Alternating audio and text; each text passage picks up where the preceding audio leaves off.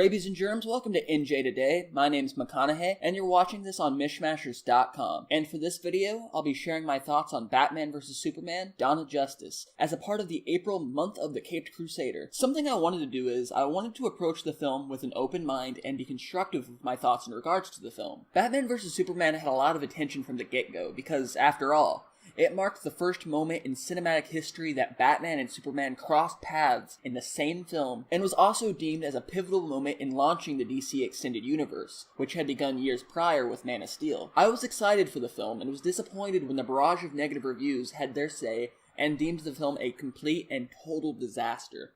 The film, which is directed by Zack Snyder, otherwise known for Man of Steel and Watchmen, didn't do bad at the box office, with almost $900 million pocketed from its investment, but many deemed it as a disappointment on account of its domestic total only marginally improving on Man of Steel, and that it failed to surpass the billion threshold like The Dark Knight or The Dark Knight Rises had. Batman vs. Superman: Dawn of Justice starts off with a short and sweet introductory segment for the latest Batman interpretation, encumbering his origin in less than 5 minutes. The film smartly opts against unneeded rehashing, provided a bare-bones, minimalist introduction that, more or less, lets us squarely step off, knowing this Batman is mostly faithful to the interpretations we've seen and allows itself to expand thereafter. One of the biggest complaints I heard about Man of Steel, and a criticism I carried, was that Superman left a lot of wreckage in his wake in his battles against General Zod. Because of this, I believe it makes a lot of sense that a major wedge between Bruce Wayne and Superman's conflict would be him answering for what happened in Metropolis. I also enjoy the dynamic of Superman brought under scrutiny for said destruction by the public at large.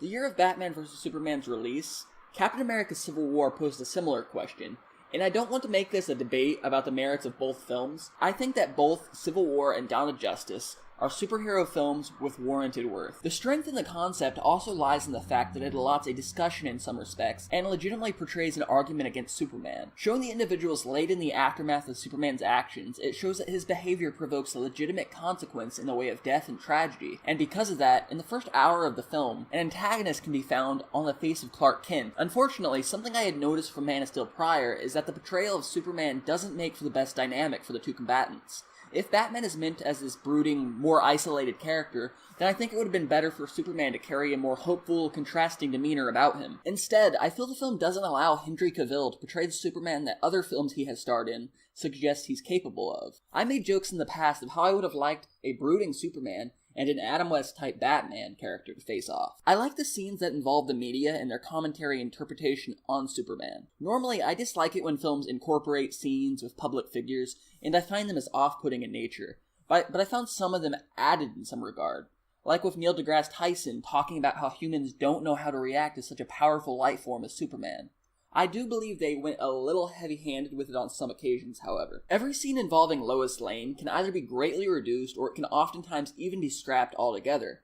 Amy Adams is a talented actress, and perhaps it might serve as a waste to not use her, but that doesn't change the fact that her character, the relationship between her and Clark Kent, and the conflict she's dealt, are not positioned in such a way that draws one into caring about her. This is a criticism that stands whether we are talking about the Ultimate Edition of Batman vs. Superman, or about the version released in theaters. The whole subplot involving the Bullet and the conspiracy meant as a way to frame Superman is a very good idea presented in a very dreary, workmanlike way. On the bright side, however, the payoff with the Granny's peach tea bit is a fulfilling one, although not one I would say fully justifies paying so much time toward, and I think if they would have spent more time on making the journey to it an enticing one, I think it would have been remembered as a more powerful scene altogether. Batman vs. Superman has a lot of sequences I could have lived without. Specifically, I could have dealt without the whole Batman nightmare sequence in the desert, which I understand is meant to hammer in the idea that Superman is a threat that can't be ignored or let to go unchecked, but I think the scene is unnecessary and is one more aspect that inflates the runtime and interferes with the film's overall cohesion. I'll echo that sentiment with the scene of the Flash thereafter, which I don't doubt is intended to have some relevance later on,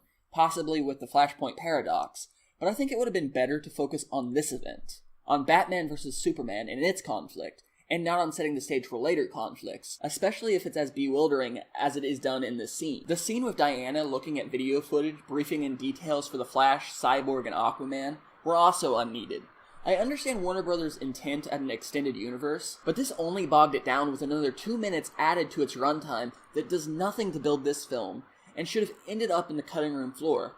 Likewise, this is a scene that is featured both in the extended version and the theatrical version. The extended edition touches on certain questions individuals might have had from seeing the original cut released of the film. In particular, that the reason Superman was unable to detect the bomb Lex Luthor had stashed away in the courtroom is because it was obscured with lead. In the extended edition, it isn't until over the 2-hour mark Batman and Superman cross paths, and although the criticisms I've suggested prior are still ones I'd stand by, I'll still stand by my praise of the encounter as well. In terms of actual action choreography, I don't have a lot of praise for superhero films in that respect, except for Captain America the Winter Soldier, or maybe the Netflix original Daredevil. A lot of action seems to feel like chaotic fodder, more than it builds the dramatic tension, but I found that Batman and Superman's encounter had more merit than that.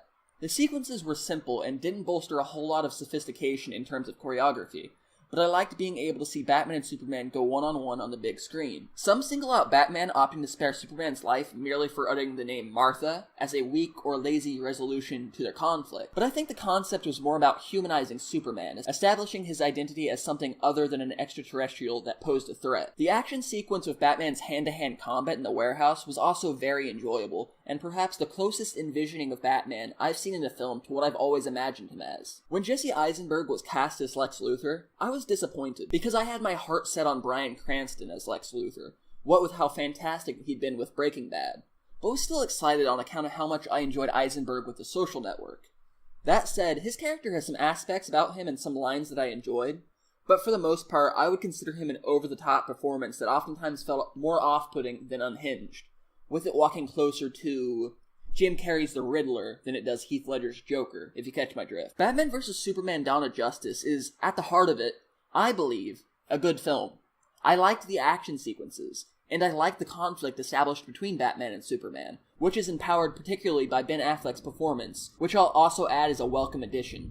Unfortunately, the film suffers because all of the intricacies and details it tries to pour into itself, disrupting the recipe it had established for itself and leaving a bad taste in one's mouth. Although I would not suggest Warner Brothers' most recent method of having Joss Whedon cut around Zack Snyder's Justice League, I do believe this film could have been made from the ground up at less than 2 hours in length, and told a tighter narrative altogether without bogging itself down, focusing more on the Batman vs. Superman aspect and less on the Dawn of Justice.